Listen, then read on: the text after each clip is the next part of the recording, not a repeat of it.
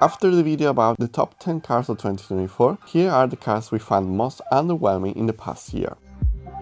The first only electric model from the British brand didn't get off to a great start. BMW partnered with Great Wall Motors for its electric push, yet this car, the Mini Aceman, feels outdated. In DC, fast charging capability tops out at 95 kW in the more powerful version, the range doesn't exceed 400 km and the battery efficiency is subpar. While it retains Mini's typical driving dynamics, it's hard not to think that with a bit more effort, this car could have been much better.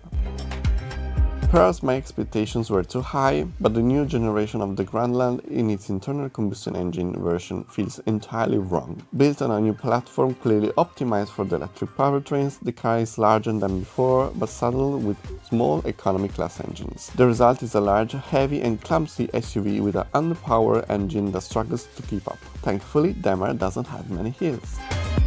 The Yaris Cross is a commercial success, but it never convinced me, especially in its initial version with the 115 horsepower engine borrowed from the regular Yaris. That engine fell out of place in a larger crossover. The facelift brought a more fitting 130 horsepower engine and a nicer color options, but it's unacceptable that the interior quality is still so low. Even with the extra power, the car remained too noisy and somewhat sluggish. If this is what Chinese automakers are offering, European manufacturers can rest easy, for now at least. Leapmotor seems like another misstep by Stellantis, as the partnership was meant to leverage Leapmotor's technology. However, even Stellantis' eCMP platform offers more modern and compelling performance. The C10 is a mid-size crossover with a disappointing claim range of 420 km, DC fast charging at just 84 kW, and as low as 6.6 kW on the AC. Even the older Fiat 500 electric supports 85 kW, which is sufficient for its smaller battery and allows for faster charging.